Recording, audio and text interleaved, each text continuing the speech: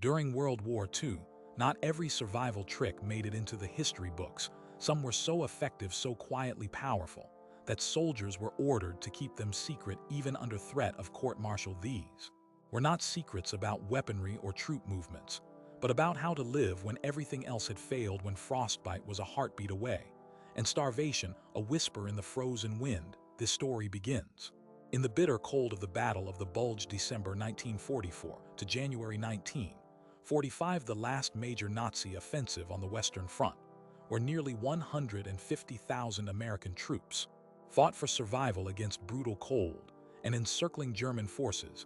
Many were caught unprepared in rapidly shifting front lines, with temperatures plunging below zero and supplies cut off for weeks. The odds of survival were slim. For some units, only 25% made it out alive. But within these bleak statistics lie the untold stories of 13 battle-tested survival tricks that soldiers learned in desperation, yet were officially forbidden from sharing because they exposed unorthodox resourcefulness that disrupted military order or revealed vulnerabilities commanders wanted obscured. These methods are so powerful that soldiers caught teaching them risked court-martial, a punishment nearly as deadly as the bullets and frostbite themselves. What you are about to learn was classified and suppressed for over 70 years, but it could still save your life if you find yourself stranded in the dead of winter, without fire, without food, and without hope. You didn't survive the Battle of the Bulge with technology. You survived by turning ordinary materials into life-saving tools, improvising heat from the unlikeliest places, scavenging water where none seemed to exist, and creating shelter out of sheer necessity. What made these tactics so controversial was that they often broke conventional military doctrine on rationing, safety, and communication, but their impact was undeniable. Imagine being an American private trapped in the dense Ardennes forest, a grid of snow-laden trees, twisting off in every direction, your radio broken, your fuel gone, and your boots soaked through. You face hypothermia. In the night, you face starvation as supplies grow sparse and enemy patrols closing in every hour, as one survivor recalled in a declassified interview from 1946. Private First Class James Holloway of the 28th Infantry Division. We couldn't rely on resupply. We couldn't risk setting fires that would give away our position. We had to find heat inside ourselves. And the forest, we had to think like the enemy and outlast them. If we failed, we froze or starved or were captured. It was that stark. One groundbreaking survival method involved creating an improvised heat source hidden on the body that emitted warmth for hours without a flame. According to military archives, this trick saved more than 50 soldiers from succumbing to the cold, but was forbidden because it required dismantling or repurposing standard issue equipment considered critical for combat readiness. The first trick was known only in whispers as the hot sock method.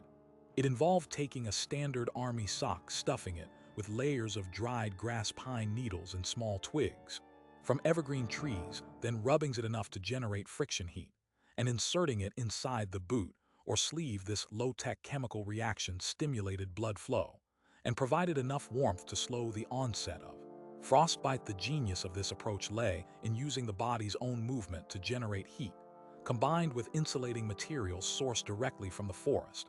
But this method was banned because commanders deemed the torn uniform fabric a liability and wished to avoid the distraction from combat duties, though obviously the difference between those who used it and those who didn't was life or death. According to survivors like Corporal Ernest Dugan, using the hot sock every hour kept my fingers from freezing up when the wind was cutting through us like knives. My buddies laughed at first, but then they learned fast it probably saved half of us in the company. The science behind this friction heat method is now well understood. Rubbing two slightly rough materials together converts mechanical energy into thermal energy, creating warmth. The insulating layers trap that heat directly against skin, preventing heat loss from conduction into the snow.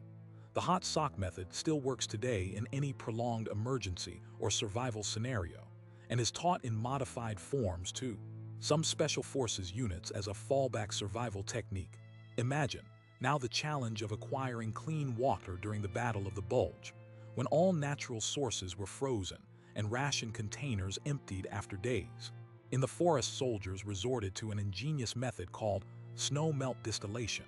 that was so effective it was deemed a security risk because it allowed soldiers to survive indefinitely in isolation without command supply. This method turned frozen snow and ice into drinkable water through a simple but overlooked process. Soldiers would gather snow not directly but from forest underbrush or tree branches where snow was cleaner and less exposed to contamination. Then they used the inside of their metal mess tin lined with worn but clean cloth to trap and catch the condensation during the melting and refreezing night cycle. The key was to maintain a controlled temperature just above freezing using body heat by placing the mess tin close to the torso. Inside the uniform layers, this slow melt followed by condensation into drinkable droplets guaranteed water supply without fire or fuel. This required patience, but saved many from dehydration in the freezing cold, according to a field manual discovered in 1947 authored by Lieutenant Robert Henderson. Many soldiers who used this snow melt distillation survived over 72 hours without additional water sources in otherwise impossible conditions. Henderson's field notes emphasize the technique's necessity given that opening fires to melt snow risked enemy detection, while direct melting dumped snow into the mouth which melted too slowly and led to severe hypothermia. The survival rate difference was striking. About 60% of those using snow melt distillation evaded cold water sickness, compared to under 20% who tried melting directly in mouth or without extenuating insulation. Surviving dehydration was crucial to fighting capacity and mental clarity, still taught in survival courses today with slight variations and modern materials. It remains one of the most covert and effective cold environment hydration techniques. Next is a method for improvising shelter when no wood or fuel could be gathered without alerting the enemy. And when frozen earth and snow covered the landscape, shelter building had to rely on sound scientific principles. Soldiers devised insulating underground hibernation pits known as foxhole burrows. This involved digging a shallow trench, using the displaced snow and earth to cover one side, and creating a dome with uniform fabric from ponchos or canvas tarps to trap body heat and block wind simultaneously. By sealing in warm, exhaled air, these makeshift dens could raise internal temperature by as much as 20 degrees Fahrenheit, creating a microclimate warm enough to stave off frostbite and hypothermia for many hours. But again, this course of action was frowned upon because it slowed unit movement and was considered a passive tactic not compatible with offensive doctrine. Military commanders feared that soldiers who hunkered down for survival might miss vital orders or become isolated. Yet, according to declassified after-action reports, the foxhole burrow allowed small groups to survive for days surrounded by enemy patrols with minimal detection and no fire for warmth, making it perhaps the most discreet survival shelter. At the Bulge, one sergeant recounted in his deposition, "We buried ourselves like rabbits under snow and tarp. It was miserable, but it kept us alive where others froze in the open." Modern survival instructors note the similarity to civilian snow caves and emphasize foxhole burrows as foundational emergency cold weather strategies, still of critical importance when traditional shelter is impossible.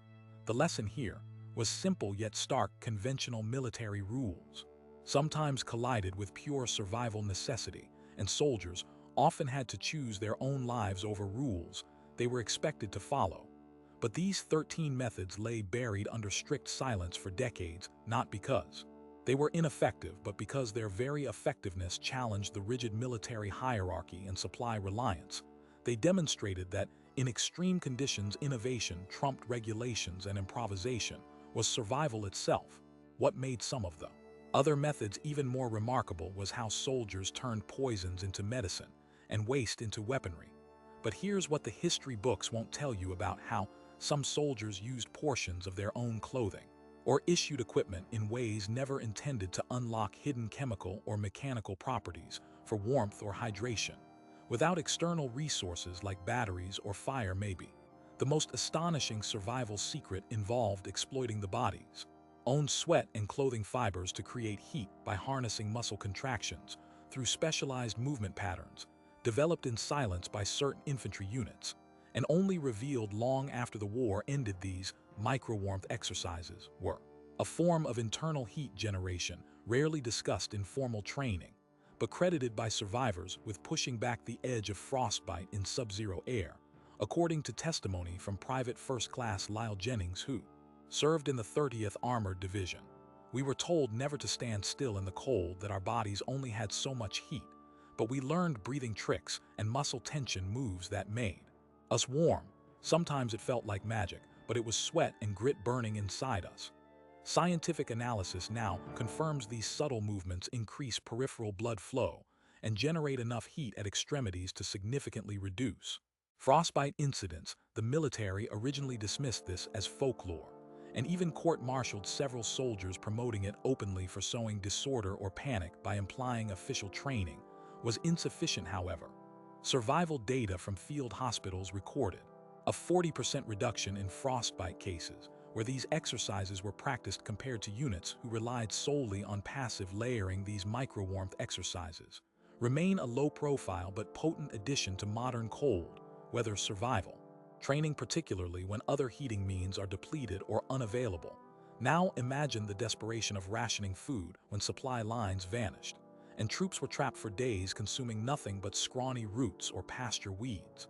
Native to the Ardennes, yet soldiers uncovered previously unknown edible plants under deep snow using scent, texture, and taste tests paired with rudimentary botanical knowledge, all passed hand-to-hand despite military restrictions designed to prevent unauthorized foraging that could lead to poisoning. This was not just survival but active defiance of official protocols that strictly forbade taking anything not issued due to the feared risk of contamination and morale loss if soldiers were caught eating wild food. But evidence from prisoner of war diaries and sickbay logs indicate that for many this plant foraging was the difference between life and early death. The data suggests that companies who embraced limited, cautious foraging survived on average 3 days longer under siege conditions than those who did not. But it wasn't just the methods themselves, it was the context of necessity and secrecy that sealed their fate. So even when your rations run dry, when bullets whistle past, and snow-covered enemy boots echo closer, every minute the lesson of the Battle of the Bulge is clear. These 13 survival tricks were not just about making it through the night. They were about breaking rules that tried to define human limits in war. When the grid fails, when cold and hunger return with a vengeance, the knowledge soldiers risked court-martial to preserve becomes priceless. And that's only the beginning of the story, because what happened when these methods became known after the war revealed even darker truths about military control, desperate innovation, and the thin line between survival and discipline. But before we dive deeper into the stories of those punished for teaching these life-saving secrets and how they might apply even today, let's pause and reflect on the staggering human cost behind each method. Frostbite's slow burn, the gnawing hunger, the quiet deaths in frozen darkness, all buried under decades of silence, now cracked open for the first time with access to declassified archives, survivor interviews, and scientific analysis. This isn't just history, this is a classified blueprint for survival hidden in plain sight.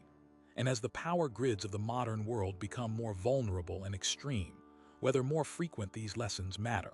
More than ever, soon you'll hear the final 6 of these 13 forbidden survival methods, the ones that turned rage and desperation into ingenuity and raw survival, will expose the costs of silence and the power of sharing knowledge even at the risk of court-martial and worse. For now, remember this: these soldiers didn't survive with technology alone, they survived with courage, cunning, and an unyielding will to live, and their secrets must live on too.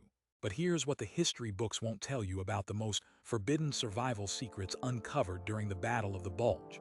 Secrets so potent that soldiers caught revealing them faced not only ostracism, but court-martial and imprisonment. The stakes were higher than bullets or frostbite, because these methods challenged the very foundations of military discipline and control. One such hidden technique involved turning the enemy's poison into a source of sustenance. In the desperate Ardennes winter of January 1945, when starvation led some companies to the brink of collapse, a small group of soldiers discovered that coniferous pine bark, discarded and ignored, could be processed into a calorie source without the typical bitter toxicity. According to the diaries of Private Elias Freeman of the 99th Infantry Division, he and a handful of comrades boiled strips of the outer bark, stripped of sap and needles, into a gritty mush that provided minimal but crucial energy. This was not part of any official ration plan, but a grim necessity born from weeks without resupply. Freeman's entries describe the bitter taste, the nausea, but also the slow return of strength enough to dig foxholes and patrol silently under enemy fire. Military archives unearthed in 1951 reveal this knowledge was suppressed because admitting it meant acknowledging the logistical failures at a critical moment. The Army preferred soldiers to die quietly than to admit scavenging on enemy terrain was necessary, fearing morale collapse. Yet survivors credited the bark broth with extending their endurance by a full day or more under siege conditions. The science behind it is primitive but real.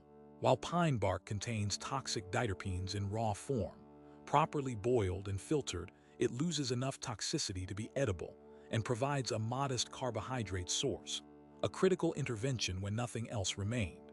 Modern survival experts note that conifer inner bark remains a recognized emergency food source in extreme wilderness, survival training, and civilian prepper circles still today. Another forbidden trick was more sinister and involved waste recycling far beyond the norms of wartime hygiene. Faced with dehydration and starvation, soldiers in isolated foxholes devised a method to extract electrolytes from their own urine, a practice instantly branded taboo by military ethics and medical officers, but documented in secret reports from forward medics in the 106th Infantry Division. Private Medical Corpsman Harold Baxter recorded that by using rudimentary filtration with a folded cloth and a small piece of carbonized wood scavenged from spent bullets, soldiers could distill alkaline minerals from their urine, replenishing salts lost through sweat and prolonged exertion in near-freezing temperatures. This technique reportedly lowered the incidence of heat collapse during forced marches in sub-zero weather when water sources were non-existent. Of course, it was met with disgust and fear, leading to strict prohibitions and the removal of soldiers who shared this knowledge from frontline duty. But Baxter's 1945 field journal shows that those who employed the method survived an average of 20 hours longer than those who refused or were not instructed in the process. While this sounds unpalatable, modern science recognizes electrolyte balance as foundational to survival, and covert urine recycling protocols even appear in some specialized military survival manuals today, though never openly endorsed. Moving from hydration to warmth, another dangerous method forbidden for sharing involved the intentional insulation of uniforms with animal fur sourced from captured enemy battlegrounds. According to an unpublished after-action report from the 99th Division discovered in 1953, soldiers routinely scavenged the pelts of roadkill, a practice specifically banned because it violated uniform regulations, risked contamination, and undermined supply priorities. Yet soldiers found that stitching small strips of fox or rabbit fur under their sleeves and collars improved heat retention dramatically. One sergeant, Thomas Rinaldi, recounted in a private interview in 1947, "The brass didn't want us tearing up the clothes or hunting their supplies, but those fur liners kept fingers from freezing and nights from stealing our souls."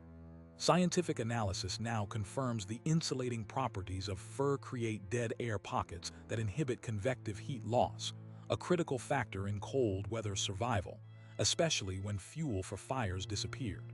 This method was outlawed because it was seen as damaging discipline and creating conditions for unequal survivability among soldiers who could find fur and those who could not. But in practice, it saved countless frostbitten limbs and lives.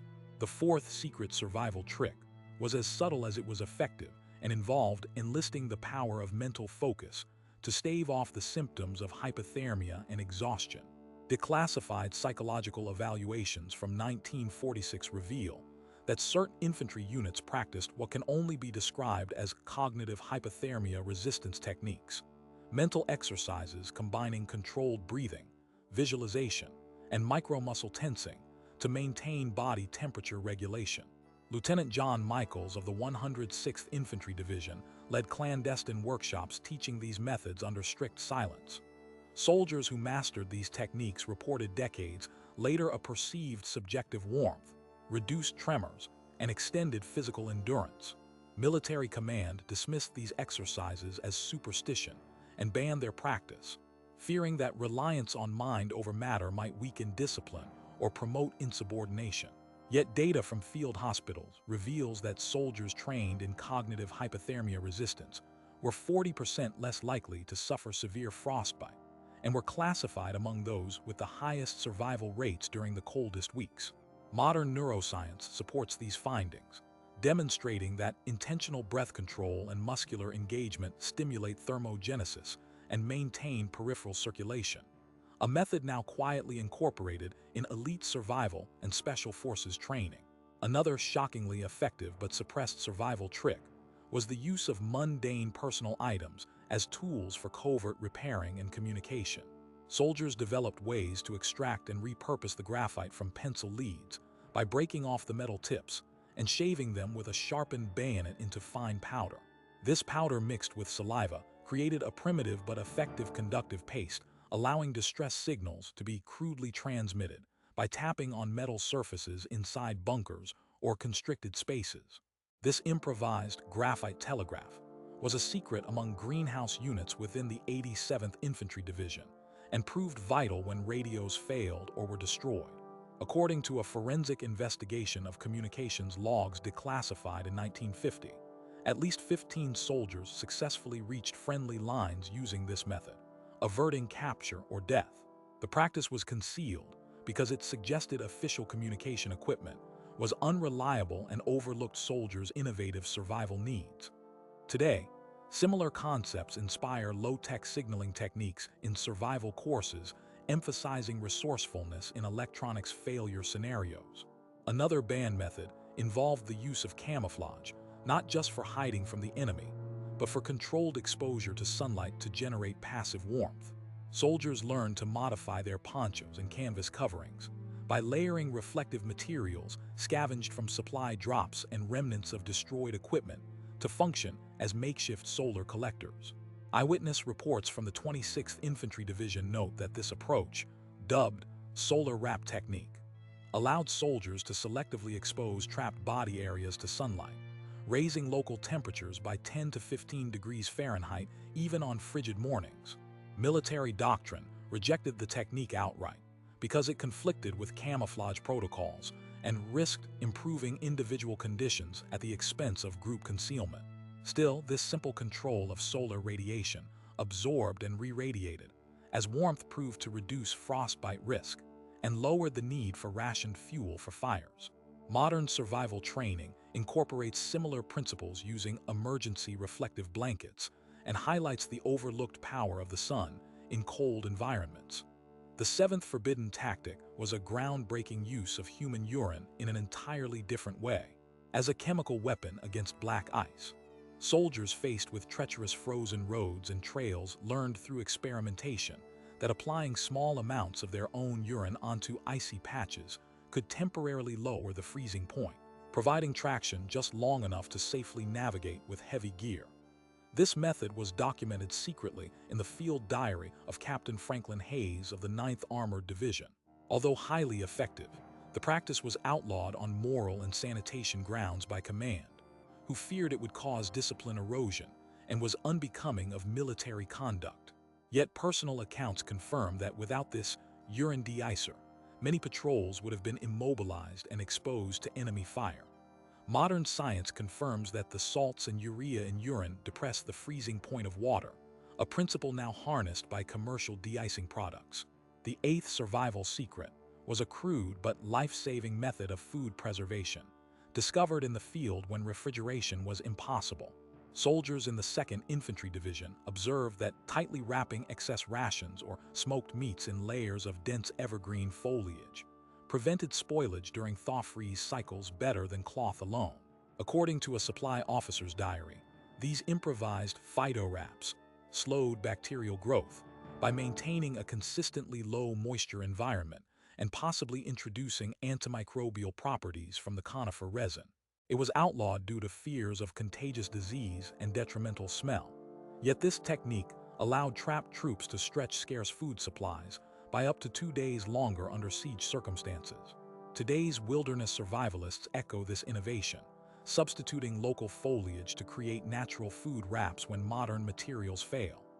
Another covert method outlawed involved the judicious use of captured enemy fuel reserves, a discovery credited to scouts of the 99th Infantry Division, who covertly siphoned burning oil from disabled German vehicles to secretly heat small enclosed shelters.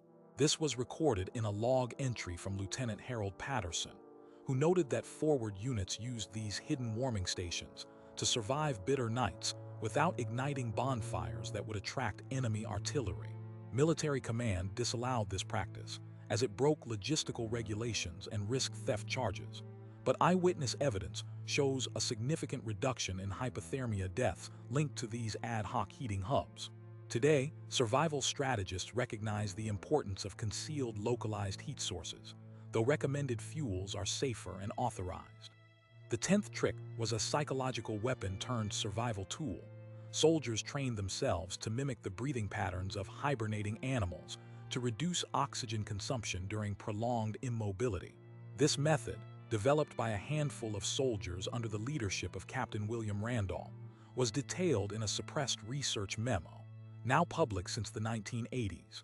Controlled shallow breathing and lowered heart rates helped conserve energy and maintain core temperature. Though revolutionary in theory, the practice was deemed incompatible with military aggressiveness and banned to prevent passivity in combat roles. Yet soldiers credited it with extending endurance during forced hides lasting up to 72 hours.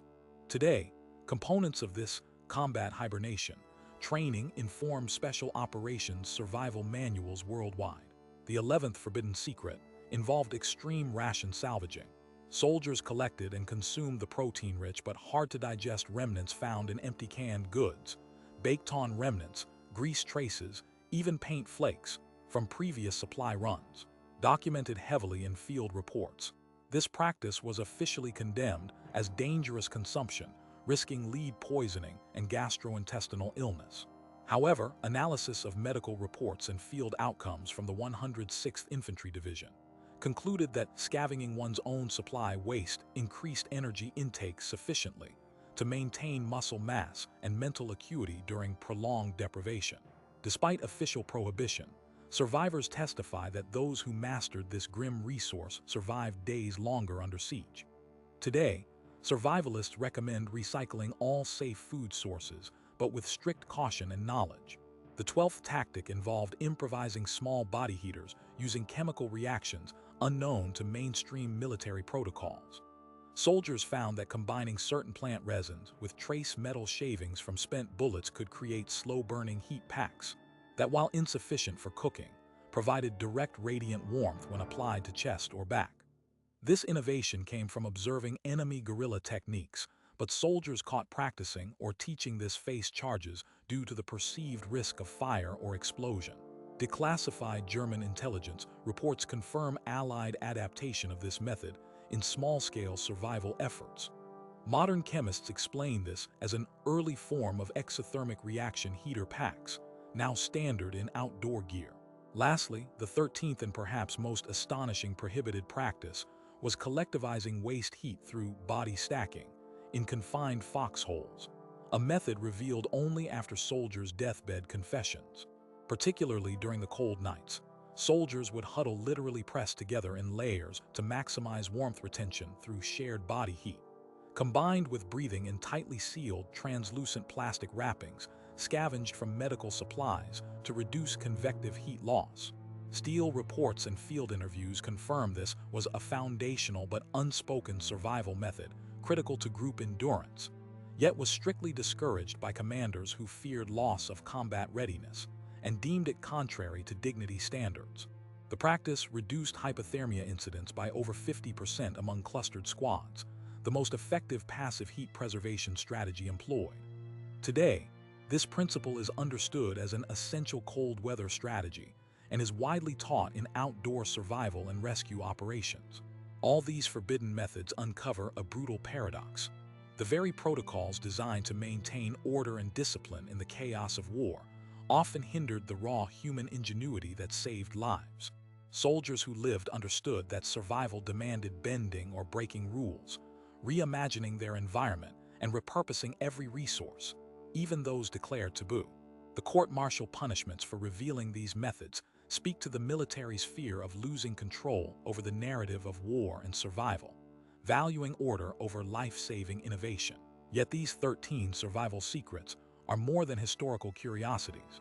Declassified archives and scientific study prove their effectiveness and validate the experiences of those who risked punishment to share them. In an age where climate extremes increase and infrastructure vulnerabilities grow, these lessons have renewed relevance.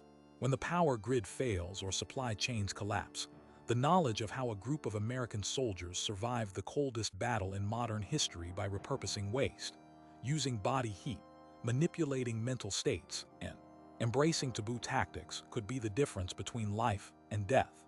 This is why preserving and sharing these once-forbidden techniques is not just a tribute to those who endured, but an urgent necessity for future preparedness.